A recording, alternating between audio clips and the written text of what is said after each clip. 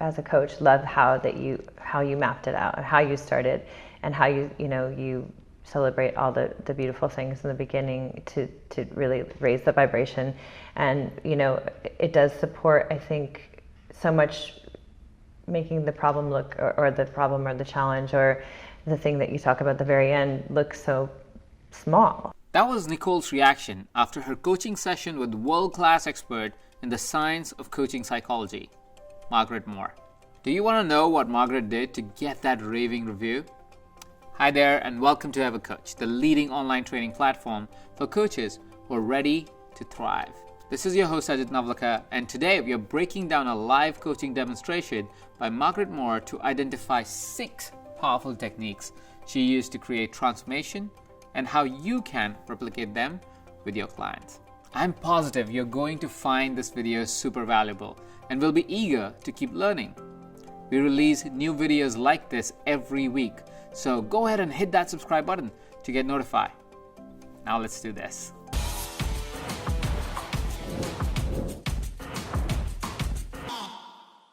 Margaret Moore has over 25 years of research and results on the science of coaching psychology and has identified the critical elements that come together to create a holistic impact on anyone's life. So let's dive into it and reveal some of her most popular coaching techniques to create transformational, holistic results.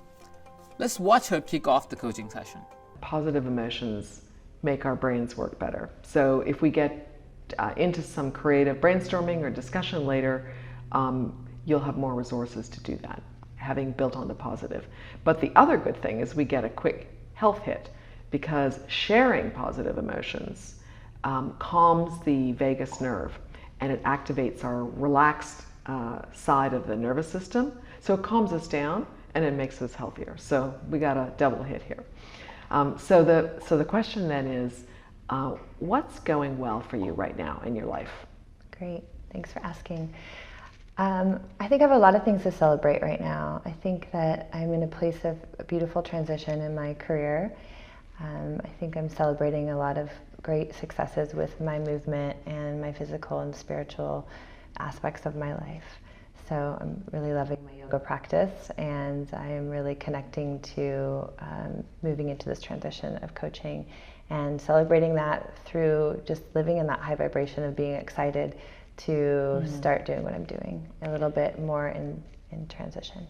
Right, so it sounds like underneath that you've been doing a lot of experimenting and building new habits and new ways in your life that get you to this place. And so it feels good to look back and say, wow, I see that all this is worth it. All this effort to get here is worth it. For sure. And then the second thing is that you're enjoying the state of excitement, of enthusiastic excitement, the new adventure, and that feels good. Right. So those two things together bring you to a good place. The first technique she uses is to start by eliciting positive emotions. This is a great tool to kick off any coaching session, not only because it creates a state of high vibration, but it brings your clients to the present moment and helps them let go of anything that is going through their minds that could affect the session. Now, it's not necessary to use this technique in every coaching session. It will mostly depend on your coaching client. Some clients will recall positive emotions and get into a positive state very fast, while the others are more stuck in the negativity and will take longer and more effort to get them out of that state. But the main idea is to get some positive buzz going on in some way during our coaching session to raise the energy and calm the crazy when needed. And as Margaret said, positive emotions make our brains work better. Another great technique she used at the same time is reflecting back to the client. Rephrase what you have heard from your client in your own words and reflect it back to them. It'll ensure you have captured the essence of what they said and also give them a different perspective that could spark new thoughts. Let's go back to the coaching session and see what happens next. We're going to shift to the state of imagination, and in the brain, that's the visualizing regions, which are at the back of the brain, interestingly. So not in your thinking brain, which is at the front. So So you could close your eyes or keep them open and allow your imagination to serve up you and your life in the future. Pictures, words. You don't want to judge anything. Just let your future emerge in your mind. So my vision I see when I close my eyes and I dream into what I'm going to create in the next 2 years is I'd like to create, and I'm going to create, these wellness retreats for people, and I'm seeing myself traveling from place to place and from retreat center to retreat center and creating a space for people to really unplug and to spend time with life balance. Creating nutrition plans for them, working out what's going on with their biome. And also I see myself teaching this on stage, working with other coaches in my past. And I've done a lot of teaching, like I said, and I think that that's supporting the transition for me to be teaching a different subject, which would be really cool. I think teaching wellness and teaching small hacks and small shifts that are sustainable for even coaches, for them to use for themselves. I think that will be a really big part of my future as well. Yeah, so what you're seeing is kind of an integration of all the things that make you thrive. Right. So you're helping others, you're traveling, and you're having adventures, and you're teaching. So one way to look at the vision process is that I'm helping you get clarity about, and you may already have had clarity about your self-determination. You've got autonomy, you're in charge of your destiny, and you're defining what that looks like. And so I'm drawing out from you where you really want to go. That's your destiny, not something imposed by other people. That's awesome. So now we're going to deepen the motivation, the discussion about your motivation. And this will overlap with what makes you thrive and as well. But what's your motivation behind this vision? What about it do you value that's important to you that you don't want to miss out on? Like, you don't want to be on your deathbed looking back and said, darn, I didn't do what I really wanted to do. So what is that? I think the motivation behind my vision is going back into serving others. The next technique is switching to a state of imagination. It's a great tool for envisioning the future and letting your client's imagination run wild. Your clients will gain even more clarity on what they want, and you, as their coach, will understand better what is it they want and how you can help them get there. Don't be afraid to go deeper into their vision, and especially the motivation behind their vision. As a coach, you want to spend as much time as needed in exploring what really moves your client until you see emotions rising up. That is where you've hit the jackpot of their dreams and will help them take action later. Have you tried any of these first 3 holistic coaching techniques? Share your experiences and tips in the comment section below. Now that you have identified your client's vision and motivation, what's next? I kind of get a sense for just the size and scale of the journey ahead. So, if your vision was a 10 out of 10, what would you be at now? Out of 10, getting toward where I'm at. Yeah. So I think personally where I am, as opposed to where I'm on the journey with a career, is a little separate. Yeah. I feel personally very ready. I feel 9 out of 10 as far as what I can personally deliver. But the tangible part of traveling and creating a wellness retreat, I'm probably at a 7. So I'm not quite. But you have a lot of ideas in your head. Yeah. So it's pretty well formed. Okay, good. So you're when you set out a 2-year horizon, you really that was pretty realistic. Yeah. Good. Okay. Good. Okay. So what we've done now is to kind of work on the fuel, the passion, the desire to get where you want to go. We have some idea of just how long this next phase looks like, and then it'll shift and there'll be another phase. And so now we're going to shift to building confidence And you may already have all the confidence you need, or there may be some things that are nagging at you, maybe not all the time. Right.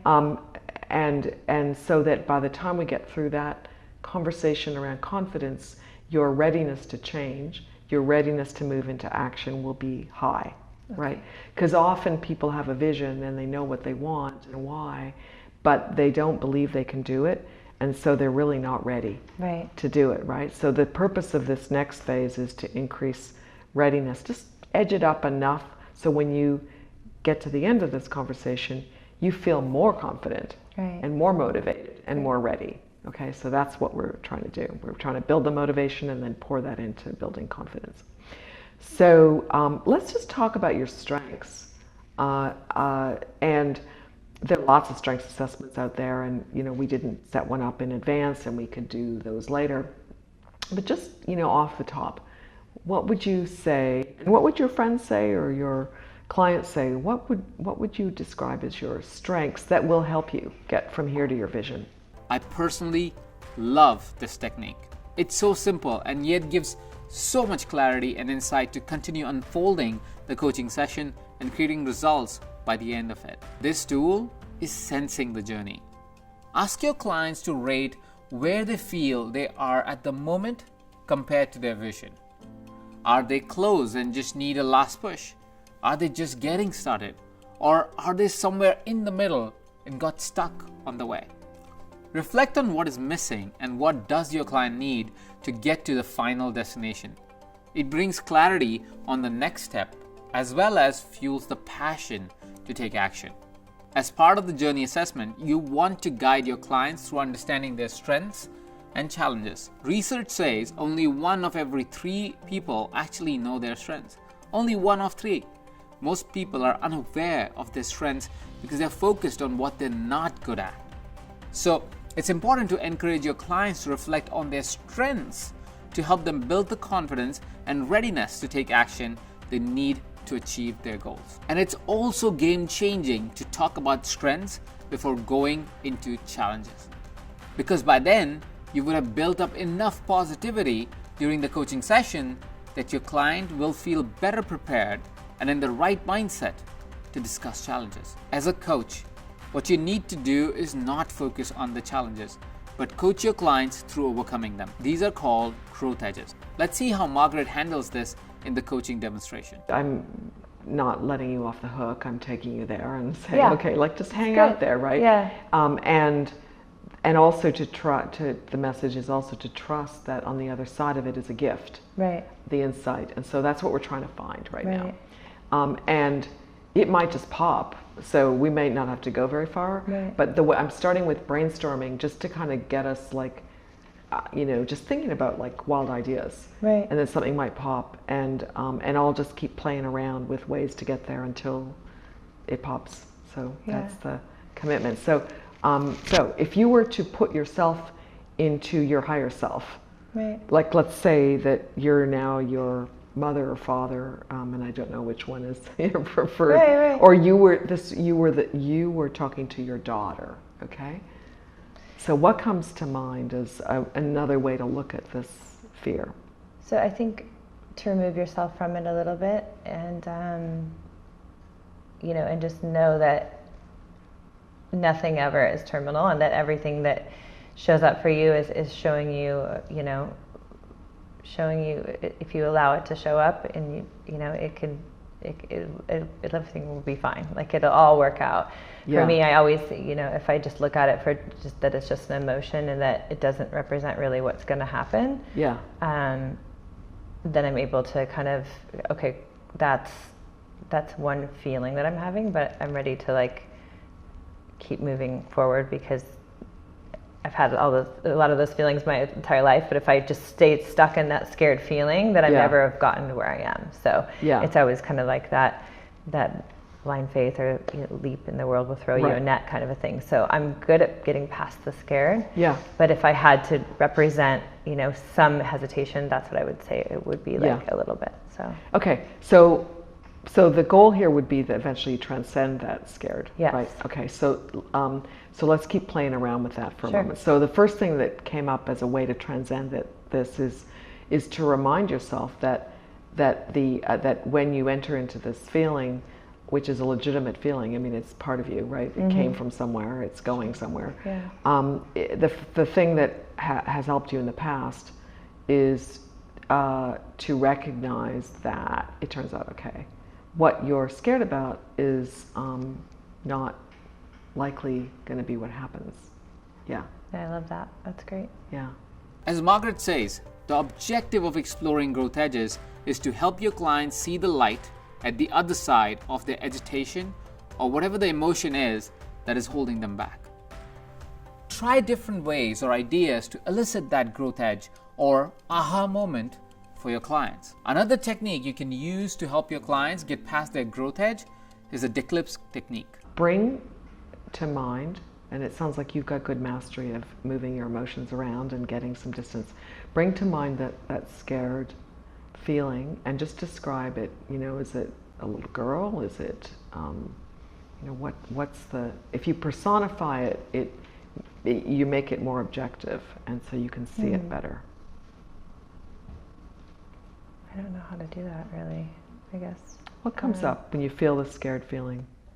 I think scared when it comes to this is in lack a little bit, like in lack of something. It's just kind of a word that I attach to this kind of scared. I'm missing something.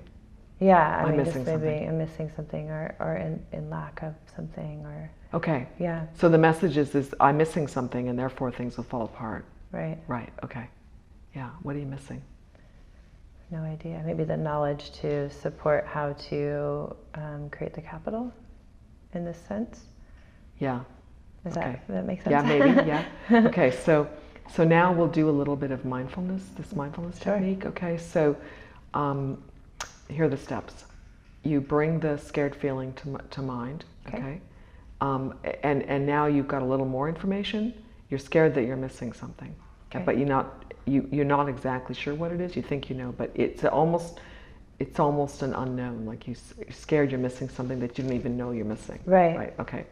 So you now are in touch with it, and you can feel its energy, right? Mm-hmm. And you want to then move it aside far enough so that you can enter into sort of clear mind space. Mm-hmm. And the message, the wisdom that this part is directing you to will just emerge. Okay. Right. Okay. So you've got the state of the scaredness and the missing something. Have it. Just ask it to just step aside for a few minutes. Maybe sit over there in the chair, or take a train somewhere. Hike. Yeah. Sure. So let me know when that's happened. Okay. You've shifted it aside? I have. Okay. Okay, so now just be, I sometimes just imagine the night sky, that stillness, and just be there and see what comes up.